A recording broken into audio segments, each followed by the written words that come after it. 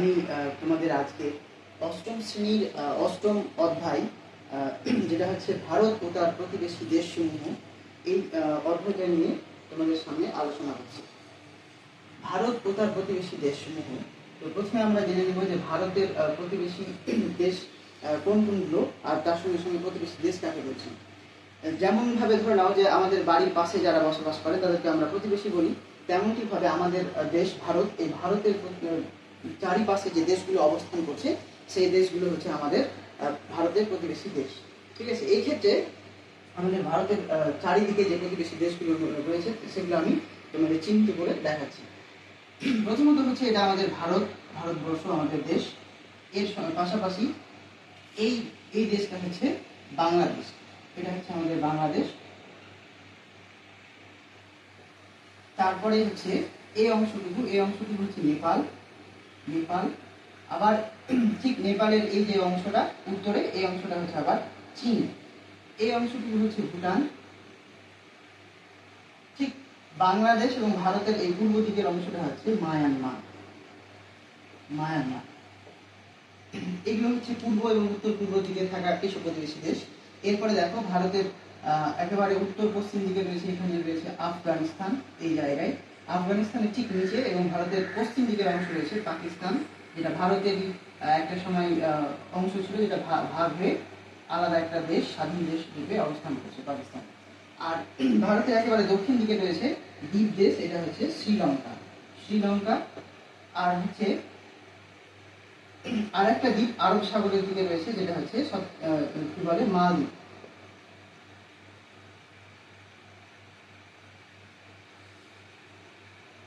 এইবার ভারতের প্রতিবেশী দেশগুলোর আমাদের পরিচয় হিসাবে বেশ কিছু তথ্য, যেমন হচ্ছে প্রতিবেশী দেশ, সেখানকার প্রধান নদী, সেখানকার রাজধানী, তারপর সেখানকার পর্বতশৃঙ্গ, এই বিষয়গুলো এবং গুরুত্বপূর্ণ কিছু তথ্য আমরা এখানে তুলে ধরবো। আচ্ছা, ভারতের প্রথমে একেবারে সব থেকে কাছে যে প্রতিবেশী দেশ বাংলাদেশ, এই বাংলাদেশ সম্পর্কে যদি দেখি তাহলে বাংলাদেশ ভারতের পূর্ব দিকে অবস্থান করছে। বাংলাদেশের রাজধানী হচ্ছে ঢাকা, বাংলাদেশের প্রধান ভাষা হচ্ছে বাংলা, বাংলাদেশের সর্বোচ্চ শৃঙ্গ হচ্ছে কেওক্রাডং, বাংলাদেশের প্রধান নদী হচ্ছে পদ্মা, যেটা অবশ্য পরবর্তীতে নাম হচ্ছে মেঘনা। ঠিক আছে, তারপরে হচ্ছে বাংলাদেশের ঢাকায় প্রচুর মসজিদ থাকার জন্য সেটাকে আবার বলা হয় মসজিদের শহর। এই ছিল আমাদের বাংলাদেশের পরে যে দেশটা আমরা আলোচনা করছি সেটা হচ্ছে ভুটান হচ্ছে ভারতের উত্তর পূর্ব দিকে থাকা একটা প্রতিবেশী দেশ। এই ভুটানের রাজধানী হচ্ছে থিম্পু। ভুটানের প্রধান নদী হচ্ছে মানস। ভুটানের ভাষা যদি দেখি তাহলে হচ্ছে জামথা। ভুটানের সর্বোচ্চ শৃঙ্গ যেটা হচ্ছে কুলাকান্দি। তারপরে দেখো ভারতের উত্তর দিকে রয়েছে নেপালের রাজধানী হচ্ছে কাঠমান্ডু। নেপালের প্রধান ভাষা হচ্ছে নেপালি। নেপালের প্রধান নদী হচ্ছে কালীগণ্ডক। নেপালের সর্বোচ্চ শৃঙ্গ হচ্ছে মাউন্ট এভারেস্ট। নেপালের এই এভারেস্টকে নেপালকে বলা হয় সাগরমাথা। আচ্ছা, নেপালে প্রচুর পর্বতমালা থাকার জন্য নেপালকে বলা হচ্ছে পর্বতের দেশ। এরপরে যেটা রয়েছে চীন ভারতের প্রতিবেশী দেশগুলোর মধ্যে সব থেকে বড় বৃহত্তম প্রতিবেশী দেশ। চীনের রাজধানী হচ্ছে বেজিং। চীনের প্রধান নদী হচ্ছে ইয়াংসিকিয়াং। চীনের ভাষার মধ্যে চীনা ভাষা রয়েছে, তার সঙ্গে রয়েছে মান্দারিন নামে একটা ভাষা রয়েছে, যে ভাষায় চীনা মানুষরা বেশি কথা বলে। তারপরে হচ্ছে চীনের সর্বোচ্চ শৃঙ্গ হচ্ছে গোসাই খান। এই হচ্ছে বিষয়। এরপরে আমরা জেনে নেব আফগানিস্তানের অবস্থান যদি আমরা দেখি তাহলে ভারতের একেবারে উত্তর পশ্চিম দিকে অবস্থান করছে এই প্রতিবেশী দেশ। আফগানিস্তান উত্তর পশ্চিমে অবস্থান করা দেশ। এখানে ভূপ্রাকৃতিক বৈচিত্র্য বেশ কিন্তু রয়েছে। ভারতের উত্তর দিকে অবস্থান করা পামির রয়েছে, সেই পামির গ্রন্থি থেকে একটা পর্বতশ্রেণী যেটা আফগানিস্তানের মধ্যে এসেছে, যেটা হচ্ছে হিন্দুকুশ। এবং হিন্দুকুশ এর মানে বা এই হিন্দুকুশ শব্দের অর্থ হচ্ছে স্বর্গের রঙ্গমঞ্চ। আফগানিস্তানের সর্বোচ্চ শৃঙ্গ হচ্ছে নুসা। আফগানিস্তানের প্রধান নদী যা হচ্ছে হেলমন্দ। এটা কেবলমাত্র প্রধান নদী না, এর সঙ্গে সঙ্গে আফগানিস্তানের দীর্ঘতম নদী। এছাড়াও রয়েছে আমুদরিয়া, আফগানিস্তানের নদী, এবং আফগানিস্তানের এটা একটা অন্তর্বাহিনী নদী হচ্ছে এই আমুদরিয়া। আফগানিস্তানের রাজধানী হচ্ছে কাবুল, যেটা হচ্ছে আফগানিস্তানের প্রধান শহর, বাণিজ্য কেন্দ্র। আফগানিস্তানের ভাষা হচ্ছে পার্সি।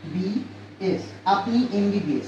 এই ট্রিক বা এই শর্টকাট পদ্ধতির মাধ্যমে আমরা সার্কের 8টি দেশ সম্পর্কে, দেশের নাম আমরা মনে রাখতে পারবো। এ দিয়ে হচ্ছে আফগানিস্তান, পি দিয়ে হচ্ছে পাকিস্তান, এন দিয়ে নেপাল, আই দিয়ে হচ্ছে ইন্ডিয়া আমাদের ভারত, আর হচ্ছে এম দিয়ে হচ্ছে মালদ্বীপ। এখানে একটা মানে আমাদের জানার বিষয় হচ্ছে যে কখনো কিন্তু আমরা মায়ানমার বলবো না, সেটা হচ্ছে মালদ্বীপ, তারপরে হচ্ছে ভুটান, তারপরে হচ্ছে বাংলাদেশ, তারপর হচ্ছে শ্রীলঙ্কা। তো যাই হোক, আজকের মতো আমরা এই ক্লাসে জানলাম ভারত ও তার প্রতিবেশী দেশ এবং ভারত ও তার প্রতিবেশী দেশের সম্পর্ক নিয়ে একটা সংস্থা, যেটা হচ্ছে সার্ক সম্পর্কে।